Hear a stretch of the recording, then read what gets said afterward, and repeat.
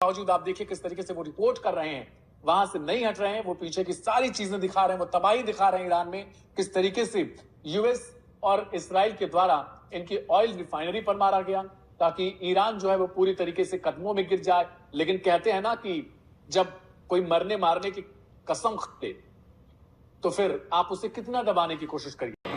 Speed से हवा के अंदर उड़ती है, लेकिन इसे और खतरनाक बनाता है इसका मल्टीपल वॉरहेड, जो अपने टारगेट के महज कुछ किलोमीटर पहले ही छोटे छोटे टारगेट में पड़ जाता है और आखिरी समय में अलग होने के बाद इतनी तेजी से गिरता है कि दुश्मन का एयर डिफेंस उसे रोक ही नहीं सकता। यानी एक तरह से ईरान ने खुर्रमशहर 4 के वॉरहेड में क्लस्टर बमों को लगा रखा। साल 2008 में डबलिन में कन्वेंशन ऑन क्लस्टर म्यूनिशन नाम की एक अंतर्राष्ट्रीय संधि की गई। इसके तहत क्लस्टर बम को रखने, बेचने या इसके इस्तेमाल पर रोक लगाई गई थी ताकि इसके नुकसान से बचा जा सके।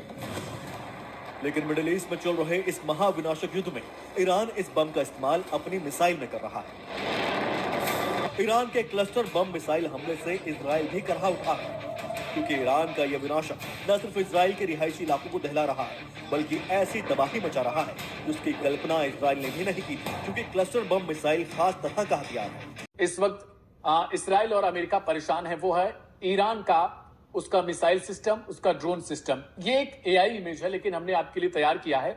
अब आप देखिए किस तरीके से युद्ध चल रहा है और उसके बीच ईरान अपनी मिसाइलों का जखीरा लगातार तैयार कर रहा है। पहाड़ों के नीचे ये वो जगह है जिस जगह के बारे में ना तो अमेरिका को पता है ना ही इसराइल को पता है। वो बमबारी कर रहे हैं, वो तमाम जगहों को चिन्हित कर रहे हैं, लेकिन उन्हें नहीं पता कि इस्लामिक रिवॉल्यूशनरी गार्ड कॉर्प्स आखिर कहां पर इन चीजों का प्रोडक्शन कर रही होगी। कि ये तेल अवीव की तस्वीर है जिसे खूब वायरल किया जा रहा है सोशल मीडिया प्लेटफॉर्म्स पर। उसमें यह बताया जा रहा है कि देखिए, जब पिछले साल या उससे एक साल और पीछे जाकर देखेंगे तो गाजा में बदस्तूर जारी थी ऐसी तबाही। इसराइल की उन फाइटर जेट से, उन मिसाइल से, उन तमाम हमलों में जब गाजा में लगातार लोग खाने के लिए तड़प रहे थे, बिजली के लिए तड़प रहे थे, पानी के लिए तड़प रहे थे, लेकिन जब हमले उनके ऊपर किए जा रहे थे तो कोई भी ऐसा देश नहीं था सिवाय ईरान को छोड़कर या एक आध और देशों को छोड़कर। किसी ने भी यह नहीं सोचा होगा, चाहे वो अरब के वही मुस्लिम देश क्यों ना हो, जो अब ईरान से कह रहे हैं कि भाई हम पर हमले मत करो। लेकिन यह तस्वीर देखने के बाद वो सब कुछ मन में सवाल आ रहा है कि आखिर किस तरीके से इसराइल में जो उसका तेल अवीव शहर जाना माना है, वहां पर ईरान की मिसाइलें गिर रही हैं और लगातार वो तबाही मचा रही हैं। लड़ाकू फाइटर जेट्स और डिफेंस सिस्टम को लेकर बड़े बड़े दावे करता है और उसे दुनिया का सबसे बेस्ट भी बताता है, लेकिन ईरान के हथियार डिपो में ऐसी मिसाइलों का जखीरा हो जो कि इजराइल के लिए अब एक बहुत बड़ी चुनौती बनकर उभर रहा है। ईरान इस युद्ध में अकेले खुर्रमशहर 4 से इजराइल पर हमला नहीं कर रहा।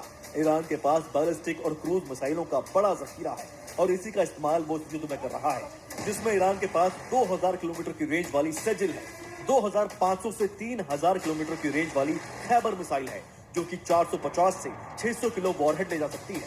तो वहीं घद्र भी 2000 किलोमीटर की रेंज के साथ मिडिल ईस्ट में कहर बरपा रही है, जो कि गल्फ बेस पर सटीक हमलों के लिए मजबूत मानी जाती है। जो ऑयल के भंडार है वहां पर, उनमें आग लग गया, सड़कों पर आग लग रही है। जो तेहरान की ये तस्वीरें हैं, जिस तरीके से इन तमाम युद्ध की जो नीतियां होती हैं, युद्ध के जो नियम होते हैं, उनको सबको एक ताक पर रख दिया गया और अमेरिका और इसराइल ने वो शुरुआत कर दी है, जिसके बाद ईरान लगातार चेतावनी दे रहा है कि अगर हम मारना शुरू करेंगे ऐसी जगहों पर तो फिर भूल जाइएगा कि युद्ध की नीति और कुछ नियम भी, कायदे कानून भी होते हैं। क्योंकि सबसे पहले शुरुआत अगर किसी ने की तो आरोप के मुताबिक अमेरिका और इसराइल के मिसाइल हमले में कुल 179 बच्चियों की मौत हुई। झुंड में ड्रोन दाग रहा है, जिन्हें मारने के लिए अमेरिका को लाखों डॉलर में बनने वाले पैट्रियट और थार्ड जैसे इंटरसेप्टर का इस्तेमाल करना पड़ा। ईरान की ड्रोन वॉरफेयर की रणनीति अमेरिका को भारी पड़ रही है।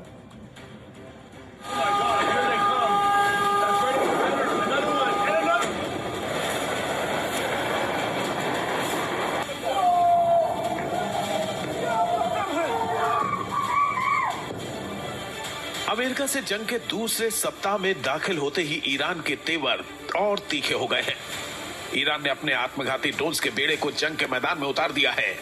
शाहिद 136 से अमेरिका को भारी नुकसान पहुंचाने के बाद ईरान ने 2 नए ड्रोन्स की जंग में एंट्री कर दी है। ईरान ने 2 जेट चालित ड्रोन से हमलों की बौछार करनी शुरू कर दी है। IRGC ने अराश 2 और हदीद 110 ड्रोन्स की तैनाती कर दी है। दोनों ही स्टील्थ ड्रोन हैं जो दुश्मन के एयर डिफेंस सिस्टम को चकमा देने में सक्षम है। ईरान हर दिन औसतन 300 से 500 ड्रोन लॉन्च कर रहा है। हालांकि दुश्मन को चकमा देने के लिए इन ड्रोन्स के मॉडल में लगातार बदलाव कर रहा है। ईरान के ड्रोन्स के निशाने पर मिडिल ईस्ट में मौजूद अमेरिका के महंगे रडार और डिफेंस सिस्टम्स हैं। ईरान के अराश 2 को शाहिद 136 से भी घातक ड्रोन माना जाता है। इस आत्मघाती ड्रोन की रेंज 2000 किलोमीटर तक बताई जाती है, जो इसे क्षेत्रीय लक्ष्यों के लिए खतरनाक बनाती है। रिपोर्ट्स के अनुसार इसमें 150 किलोग्राम का वॉरहेड है, जो शाहिद 136 की तुलना में काफी अधिक है।